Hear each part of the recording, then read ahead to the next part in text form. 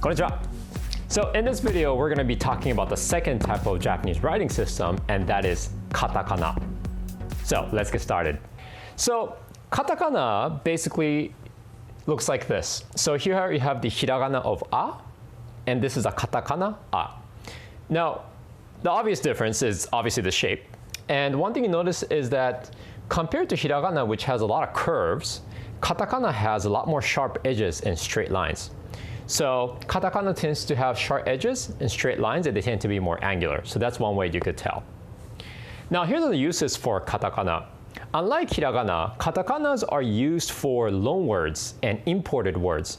So basically things or names that are not traditionally Japanese. So for example, gloves, cake, tissue, coffee, beer, things that don't have Japanese origin, we use katakana. Foreign names such as Michelle, Michael, Ford, Chevrolet, Starbucks. Things that we imported from another country, we also use katakana. Now here are the basics of katakana. Now the sound of syllables or the number of sounds in katakana is the same as in hiragana. The only difference is the usage and the shape. So there are also 46 katakana syllables, 20 additional sounds using those two dots, same as in hiragana. Basically, you can turn the unvoiced consonant sounds into voiced consonant sounds. So for example, ka to ga, ki to gu, ku and gu, and so on. There are 5 additional sounds using the circle, pa, pi, pu, pe, po, just like the hiragana. And there are contracted sounds using small ya, yu, and yo. Finally, there are double consonant sounds for small tu. So again, the basics of sounds, number of syllables, and so on is the same as hiragana. So a lot of people ask, where did katakana come from? Well, katakana actually came from kanji, which is a Chinese character. So katakana is actually a simplified form of kanji.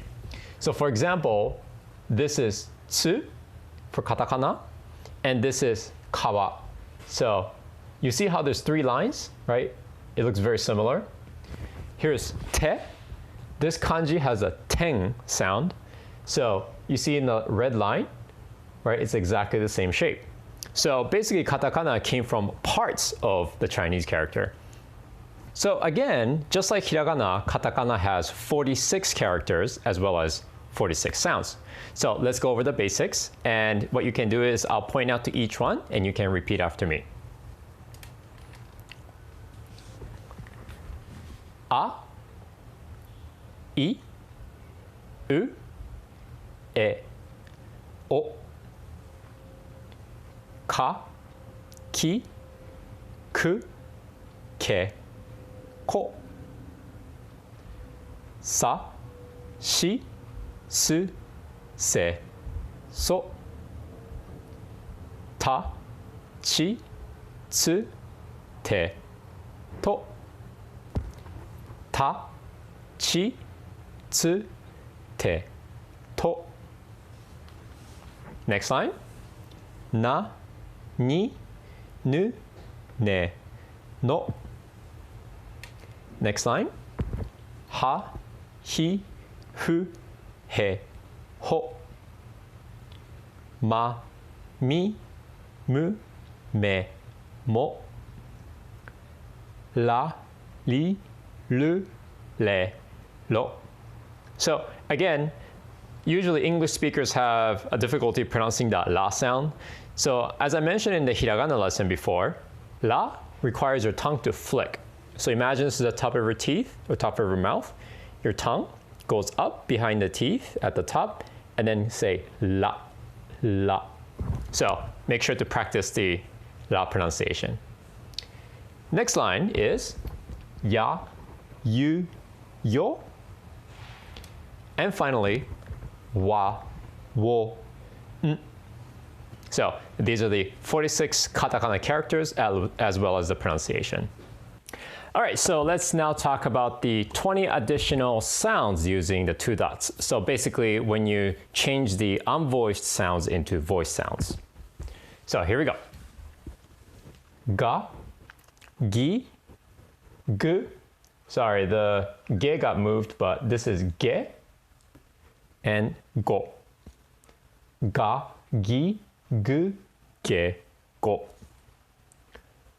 Za, ji, zu, ze, zo.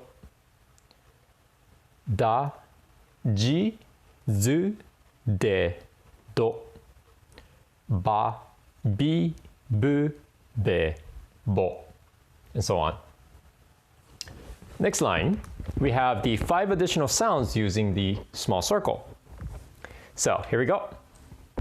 Pa, pi, pu, pe, po. Pa, pi, pu, pe, po.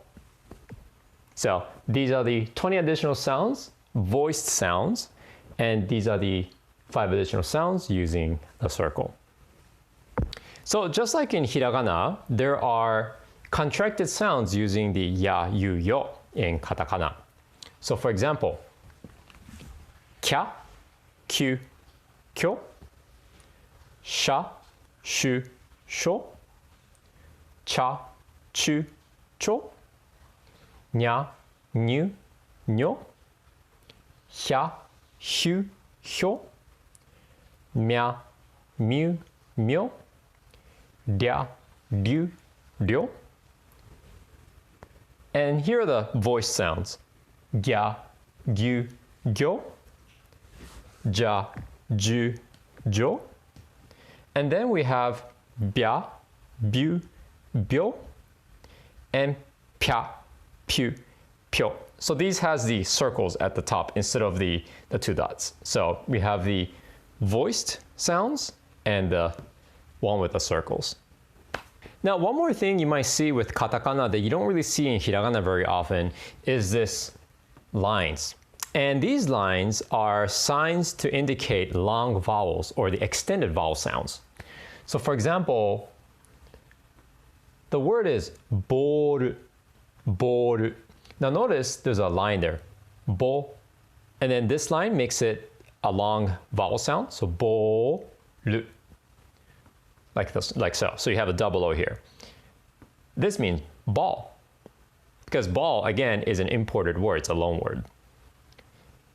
Keiki, so this would be the romaji written with double E, right? Keiki means cake.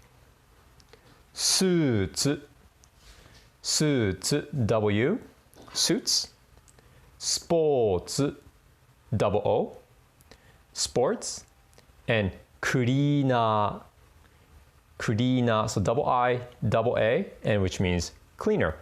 So you'll see katakana with lines like this, and what that means is you need to extend the vowel sound. Next is additional combinations with small vowel sounds. So in Japanese, when words have sounds that originally don't exist in Japanese, you can use small vowel combinations. So sounds like words like highway, so the word way. Way is not really a Japanese word, and so we use the katakana highway with a u and the e contraction sound to make a we sound. So highway. Philippine or Philippine. So the word or the sound fi, so hu and the small e makes it fi, Philippine. Fashion. So this one, you have 2 small vowels. So we have the small a and small tsu. So this makes fashion. So there's a small fa, the fa sound, as well as the glottal stop. So fashion, fashion. Again, you have a small yo here. And when you write in romaji, it looks like this, fashion. Cafe, cafe, cafe. Fork, fork, fork. And finally, party, party, party. So you have the small e with a te, and that combination makes it t with a vowel sound. So if the sounds don't exactly match the Japanese pronunciation, then we tend to pick the closest combination of sounds. So sometimes you might see, for example, like someone's name that it's very difficult to pronounce using the Japanese syllables, then we pick the sounds that sounds the closest to our ears. So sometimes there's no hard rule which one you should pick, but you should always pick the closest sounding words if the words are not traditionally Japanese. Alright guys, so that wraps it up for today's katakana lesson. Hope you guys learned some of the basics of katakana as well as how to pronounce them.